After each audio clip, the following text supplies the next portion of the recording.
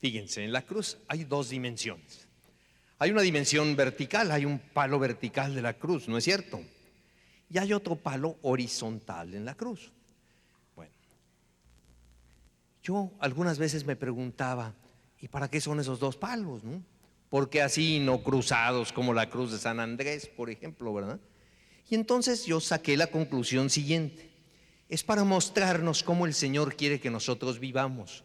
Quiere que vivamos en una dimensión horizontal y en una dimensión vertical. En una dimensión horizontal, ¿qué significa qué? ¿Qué significa mi relación con quién? Pues con el que está arriba.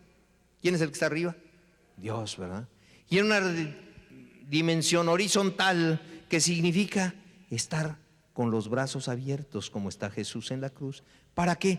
Para abrazar a todos los hermanos. ¿Por qué? Porque nosotros tenemos una dimensión social en nuestra vida. Y en esta dimensión social en nuestra vida tenemos que estar abrazando constantemente a cada uno de nuestros hermanos.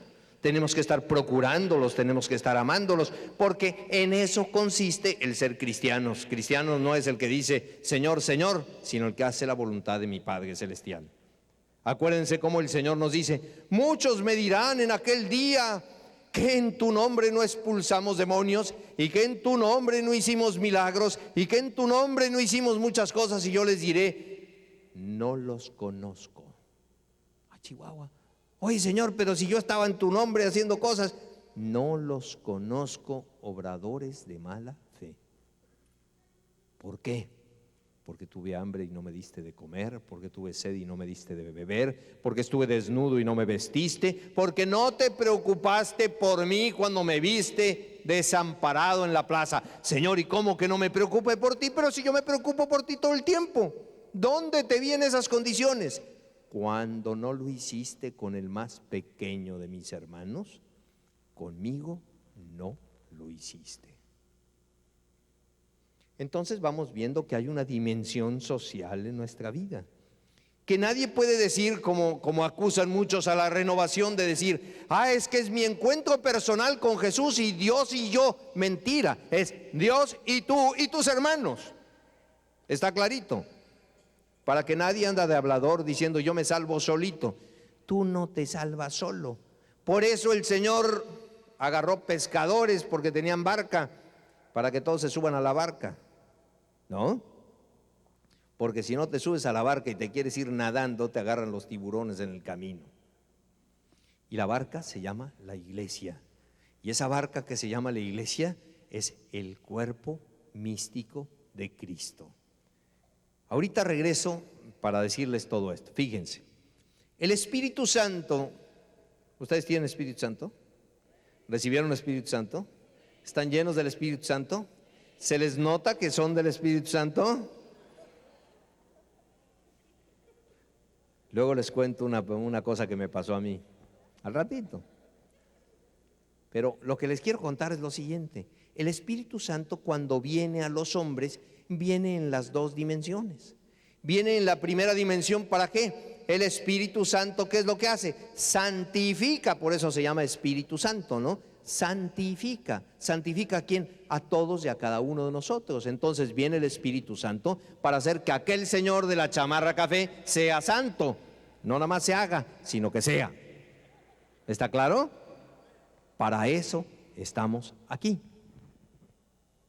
Pero no solo para eso. El Espíritu Santo viene también para darle a este gordito de aquí una bola de dones y de carismas, y a la gordita de atrás, y a los simpáticos de junto, y al bigotón este que está acá, y a mí, nos va dando a cada uno distintos carismas. ¿Para qué?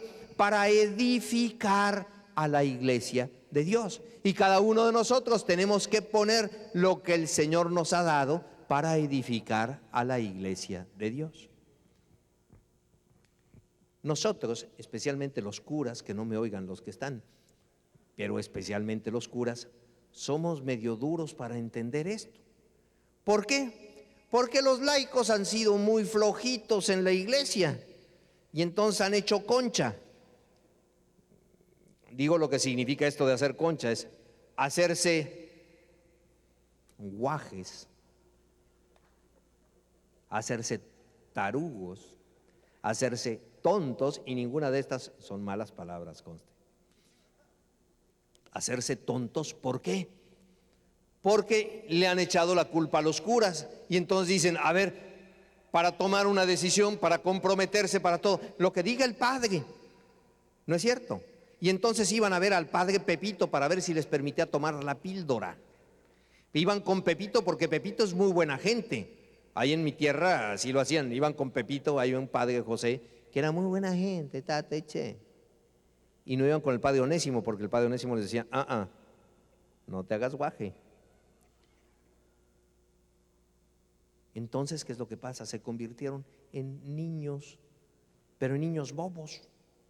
No se hicieron como niños para estar con Jesús, sino se hicieron como niños bobos que no tomaban decisiones espirituales. Y todas las decisiones espirituales se las dejaron a los curas. Y los curas empezamos a tomar decisiones espirituales. Y luego después, cuando nos dijeron con el Concilio Vaticano II que los laicos tenían que ser también los señores en la iglesia, ¿cómo van a ser los señores? Son unos mocosos apenas, ¿no?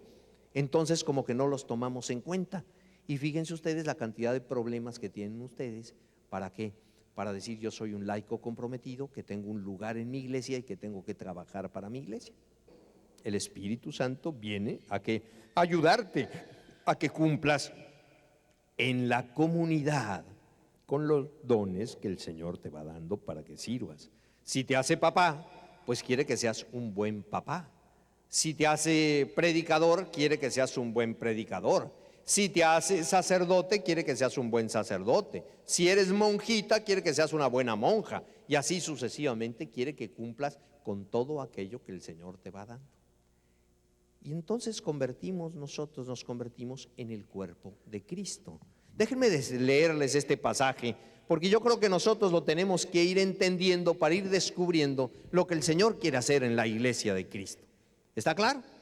Fíjense, nos dice: del mismo modo que el cuerpo es uno y tiene muchos miembros, y todos los miembros, aun siendo muchos, forman un solo cuerpo, así también Cristo. Todos nosotros, ya seamos judíos o griegos, esclavos o libres, hemos sido bautizados en un mismo espíritu para formar un único cuerpo. Y a todos se nos ha dado a beber del único espíritu. El cuerpo no se compone de un solo miembro, sino de muchos. Por eso, aunque el pie diga, yo no soy del cuerpo, no por eso deja de ser del cuerpo.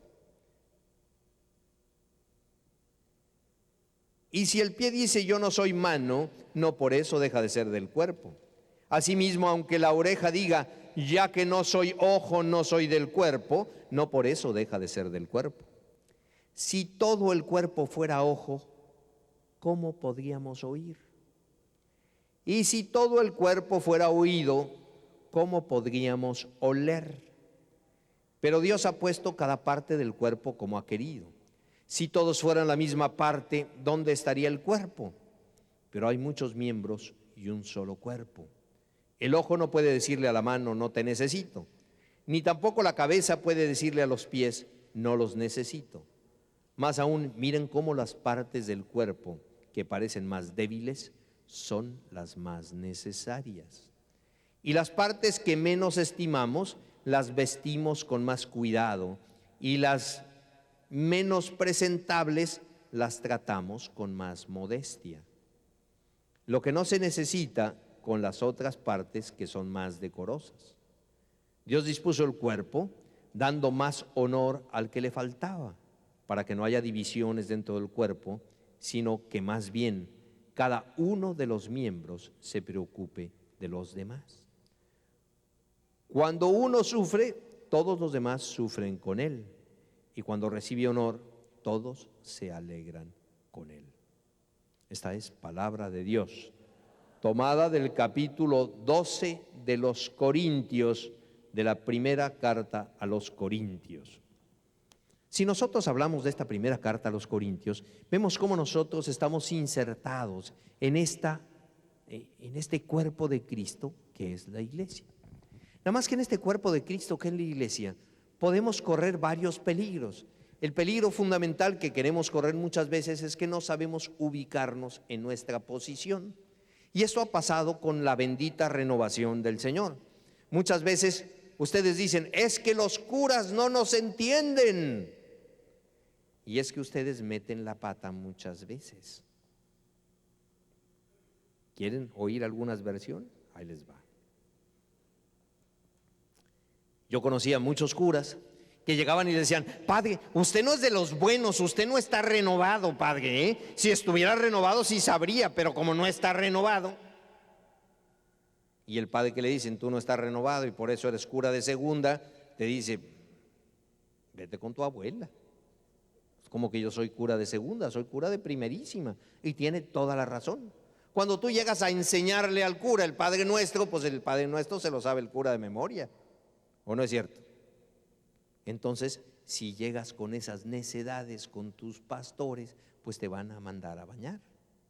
¿La culpa de quién es? Es que los pastores son malos. No, es que tú eres necio, burro, porque no sabes cómo tratarlos.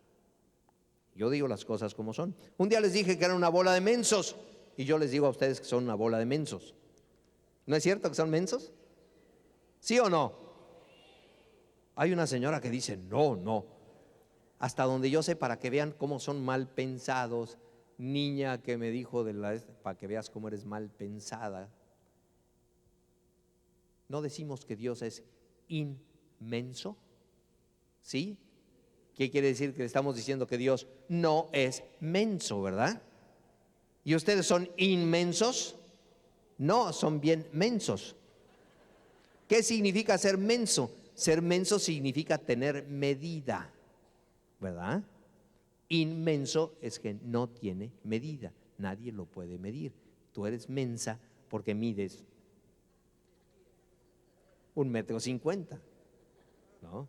Ese es mensita, y los que miden 1,80 m son mensotes. O sea, se pueden medir. Eso es lo que significa ser mensos, conste, para que no piensen mal. Bueno, ahora fíjense, seguimos adelante. Aquel es mensísimo. Se puso de pie para que viéramos lo menso que es. Bueno, vamos a seguir en serio. Fíjense, ¿qué es lo que sucede en el cuerpo de Cristo?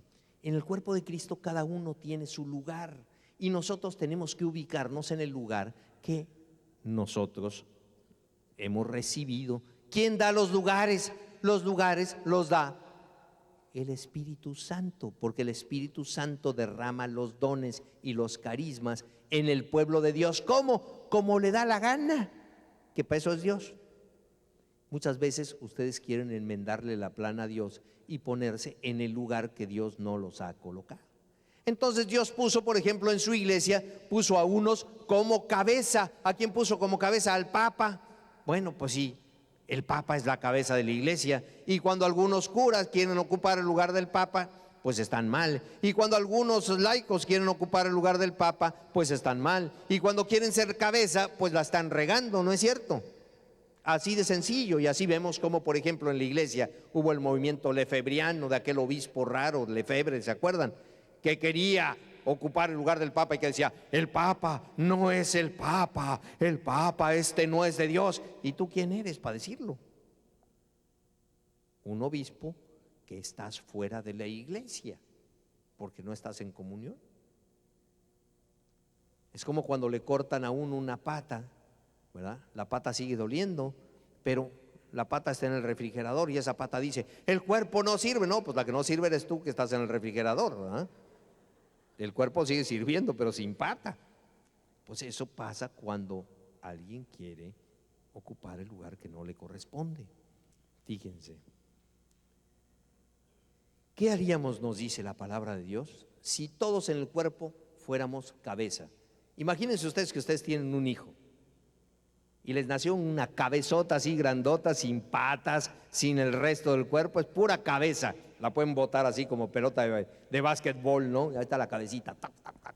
¿Les gustaría a ustedes tener un hijo que fuera pura cabeza? Por muy lista que fuera la cabeza. No, ¿verdad? ¿Por qué no? Porque sería un fenómeno, ¿verdad? Sería algo fuera. Entonces, como muchas veces nosotros queremos ser cabeza y no tomar en cuenta la cabeza que puso el Señor. Y el Señor puso cabeza, puso al Papa, puso a los obispos, puso a los sacerdotes como cabezas rectoras, dirigentes de la iglesia. Y el Papa tiene que estar haciendo lo que Cristo quiere. Y los obispos tienen que estar sujetos de alguna forma al Papa. Y los sacerdotes tenemos que estar sujetos de alguna forma al obispo. ¿Por qué? Porque estamos siguiendo la jerarquía, ¿no es cierto? Si cada quien quiere hacer lo que le da la gana, pues la estamos regando en la iglesia. Fíjense que esa es la diferencia entre nuestras iglesias y las iglesias protestantes. En la iglesia protestante, ¿qué es lo que pasa? En muchas de ellas, ¿qué es lo que sucede? A mí me cayó gordo lo que dijo el pastor, pues me pongo enfrente y pongo mi propia iglesia, ¿verdad? Y ahí empiezo a hacer mis comunidades y entonces surgen una bola de sectas. Y nosotros somos tan burros que nos dejamos convencer por ahí, desde ahí vamos a las sectas, ¿no? Y no nos damos cuenta que la iglesia de Dios es una y que la estableció una, santa, católica y apostólica. ¿Para qué? Para que sigamos la palabra del Señor. Es que el padre no me la explica bonito, me la explica bonito Juanita Banana, que está en la de la esquina. Y cuando Juanita Banana se aburre de la de la esquina, funda otra en la esquina siguiente. Y ustedes van ahí siguiendo falsos ídolos en lugar de seguir al único que vale la pena, que es Jesús. Por eso cuando llega la gente y me dice, a mí tóqueme la cabeza y únteme la cabeza y embárreme la cabeza, póngame las manos aquí, póngame las manos acá, póngame. Oiga, señor, momento, yo no ando manoseando a nadie. Mis manos no tienen más que sudor y mugre. Yo hago oración, en mi comunidad me decían, padre, ¿y va a haber sanaciones? Me hablaban por teléfono, padre, ¿va a haber sanaciones? Le dije, no sé. ¿Cómo que no sabe, padre? No, yo sé que va a haber oraciones porque esas sí dependen de mí. Yo le voy a pedir al Señor que te sane. Pero como las sanaciones dependen de Jesús, ¿por qué no agarras el teléfono y le hablas a Él? Porque Él es el que sana, no soy yo el que sano. Él es el que sana. Y yo quería hablarles un poquito acerca de cómo el Señor Jesús sana. Jesús se presenta, y si nosotros abrimos cualquier parte de la Biblia, del Evangelio, vamos a ver cómo de 10 veces que abramos la Biblia, 9 vamos a encontrar a Jesús sanando, salvando, liberando, haciendo algún prodigio. ¿Por qué?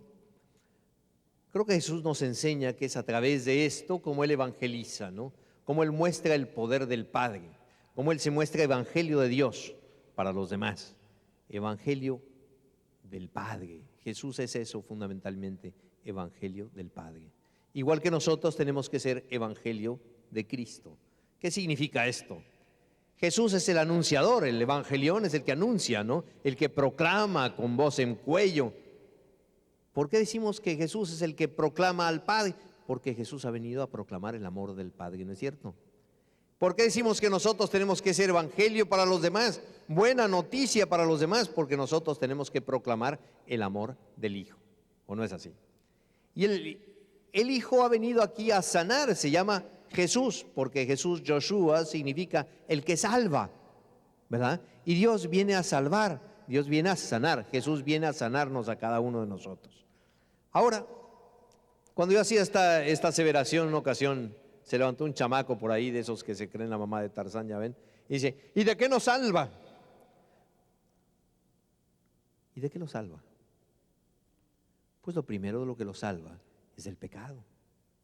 Entonces nos vamos a ir dando cuenta cómo nosotros estamos enfermos y como que hay 4 enfermedades que nosotros podemos distinguir bien claramente. Primera, la enfermedad del alma. ¿Saben cuál es la enfermedad del alma? El pecado.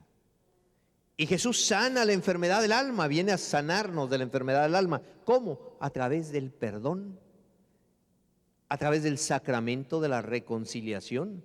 Y por eso, qué bueno, yo estaba viendo que mucha gente decía, padre, vamos a las confesiones, nos queremos confesar, etcétera. Qué padre que se quieran confesar, porque así van a experimentar una cosa bellísima, que es la misericordia de Dios y la salud del alma, que es el estado de gracia.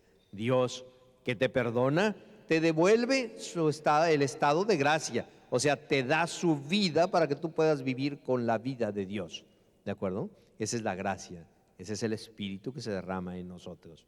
¿Hasta ahí vamos de acuerdo? Bueno, hay otro tipo de enfermedad también, la enfermedad de la mente. ¿Cuál es la enfermedad de la mente? Yo que estoy aquí, muchas veces los veo a todos ustedes y veo que muchos llegan a ver aquí al Señor y llegan a los encuentros carismáticos y llegan a mi comunidad y todo, y les veo así como con cara de pocos amigos. ¿Los han visto así? Si fueran perros hubieran mordido, con cara de perro bravo. ¿Por qué? Porque llevan en su corazón muchas heridas, muchas lastimaduras, ¿no es cierto? Y entonces no están viendo a ver quién se las hizo, sino a ver quién se las paga. ¿O no es verdad? Yo recuerdo una vez, estaba yo en mi comunidad, en mi parroquia, ¿no? Otro testimonio. Estaba yo en mi parroquia, en mi comunidad, y estando en mi parroquia, en mi comunidad, salía yo en mi coche, después de una oración, estábamos todos en el Señor, y salí yo en mi coche, y había un agujero grande en la calle, ¿no? Entonces me hice un lado para no caer en el agujero. Pero cuando me hice un lado venía otra señora atrás, y cuando venía otra señora atrás me agarró y me tocó una cosa muy fea. Ustedes se imaginan lo que me tocó, pero eso fue lo que me tocó. Híjole, yo como venía, gracias a Dios, de estar con el Señor, no le contesté, como se lo merecía. Pero llegué a la esquina y abrí la ventanilla y le dije: señora, le voy a dar sus recuerdos a mi mamá. Y se voltea la señora y me dice: ay, padre, era usted. Era una feligresa de la parroquia que me había refrescado a la familia, ¿no? Y evidentemente, ¿qué fue lo que pasó en esas condiciones? Después fue a hablar la señora y dice: padre, estoy apenadísimo por lo que le toqué, que esto y que el otro. Dije: no se preocupe, señora, ¿qué era lo que pasaba? Lo que pasaba era que usted venía así. Y entonces yo fui el primer sonso que se atravesó en su camino, me pegó el arañazo, ¿verdad? ¿Y a poco no les pasa eso a ustedes? ¿Cuántas veces van lastimados y llegan lastimados del trabajo, de aquí y de allá, y llegan a su casa y le pegan el arañazo a la mujer o al hijo o al marido? Se desquitan con el primero que encuentran. ¿Por qué? Porque están heridos en su corazón. Ustedes dicen que el pecado no hace daño. Muchas veces llegan los hijos, cuando les dice uno: oye, no peques más, ¿y a ti qué te importa? Es mi vida, ¿no? ¿O no es cierto que les contestan así? Y sin embargo, sí nos importa. Ven, tú, ándale gordito, muévele, muévelas. Fíjate, tiene cara de buena gente este gordo, ¿no? ¿A poco no? Ahora, imagínate qué pasa si a este gordo lo agarro así y ¡paz!, le doy un puñetazo en el ojo. ¿Haría yo bien? ¿Quién peca? ¿Y a quién se le hincha el ojo? Entonces ven cómo mi pecado sí lo afecta. Tu pecado afecta al de junto, al de enfrente, al de atrás. Tu pecado nos afecta, mi pecado te afecta. Y fíjense, esto que ahorita lo demostré físicamente, también nos sucede, por ejemplo, cuando el viejo se va de parranda y se pega una buena borrachera, ¿verdad? ¿A poco no afecta a los hijos? ¿Y a poco no afecta a la mujer? ¿No es la mujer la que tiene que andar limpiando las porquerías que dejó él tirado? ¿O no es verdad? ¿Y no es la que tiene que aguantar los golpes y los malos tratos? Y cuando eso nos sucede, ¿qué es lo que pasa? Se hacen heridas en nuestro corazón. Y cuando no encontramos a nadie que sane esas heridas con amor, ¿qué es lo que sucede? Esas heridas se convierten en amarguras, y luego se convierten en odios, y luego se convierten en rencores, y las tenemos dentro de nuestro corazón con odio verdadero, con rencor verdadero, y el demonio se aprovecha de esas situaciones para después bloquear nuestra capacidad de amar. ¿Están de acuerdo conmigo o no? Entonces viene Jesús y Jesús quiere sanar todas estas situaciones. ¿Y cómo la sana? Pues la sana con amor. ¿Cómo les explicaré esto? Las heridas más duras las podemos nosotros sanar con amor. ¿No me lo creen? Les cuento un testimonio.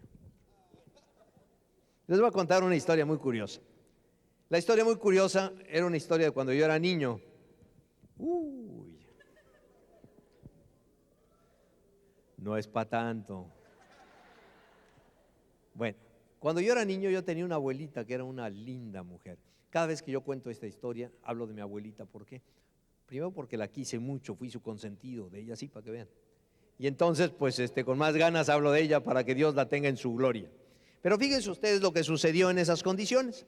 Nosotros, mi abuela era heroica. Nosotros éramos 16 nietos, imagínense. Y los 16 nietos íbamos a jugar a casa de la abuela. Y cada nieto llevaba a sus amigos, así es que imagínense ustedes. Entonces en casa de mi abuela había como 30 críos jugando y batallando. Como no había televisión, no nos podíamos entretener con la televisión, entonces inventábamos nuestros juegos. A nosotros nos daba mucho por leer. Y habíamos leído a Salgari. Yo no sé si ustedes leyeron alguna vez a Salgari, pero ustedes leyeron o oyeron hablar del Corsario Negro, de Sandokan, de toda esta gente que eran los piratas, ¿verdad? Y entonces lo que nosotros hacíamos era jugábamos a los piratas y a los españoles, etcétera, y cortábamos las escobas de la abuela. Y agarrábamos las escobas como nuestras espadas, lógicamente, la pobre abuela tenía que pagar quién sabe cuánto en espadas, ¿no? A mí no me pasaba nada, porque yo era de los mayores. Entonces, siendo yo de los más grandes, pues nada más mis chicharrones tronaban. Pero un día se dieron cuenta los chicos que yo era de los más grandes. Y dicen que la unión hace la fuerza. Y entonces me atacaron en montón. Y evidentemente que yo me pude defender de algunos, pero no de todos. Y de repente sentí un espadazo terrible entre ceja, oreja y frente. Saco, me lo dieron aquí enfrente. Y me abrieron la cabeza, aquí tengo la apertura de la cabeza, tanto así. Y me brotaba sangre así, pero a chorros, ¿no? Un borbotón de sangre, ya ven que la cabeza es muy escandalosa. Y me pusieron el delantal de mi hermana y se llenó de sangre. Y yo fui ¡ay! En grito pelado nos fuimos acá con mi abuela, ¿no? Y con mi abuela estaba un doctor en ese momento, un doctor español, nunca se me olvidará. Me vio la herida y dice, hay que coser, hay que coser. Dije, me van a coser como balón. Y empecé yo a gritar como loco, ¿verdad? ¡Ay, que a mí no me cosen, que aquí, que allá! Y se fue el doctor para ir a conseguir la aguja y el hilo, ¿no? Y cuando se fue allá, mi abuelita, que me veía llorar, me dijo, no te preocupes, mijito, sana, sana, colita de rana, si no sanas hoy, sanarás mañana. Sana, sana, colita de sapo, si no sanas hoy, sanarás al rato. Y me empezó a decir todo esto, ¿no? Y de repente dice, te voy a echar, te voy a desinfectar para que el doctor no te cosa. Y pum, que me echa mertiolate, imagínense, ¿no? Sana, sana, colita, me desinfectó aquello y luego me juntó la herida y me puso vendoletas. Y me puso el parche, me puso un parche grandote para que pareciera yo pirata. Y estaba yo feliz con mi parche grande aquí, ¿verdad? Pero luego no solo eso, ¿no? Sino que me llevó al ropero. Pero en el fondo del ropero metía uno la mano. Y había unos chocolates sensacionales. Y llegó mi abuelita y dice, ándele, mijito, uno para el miedo.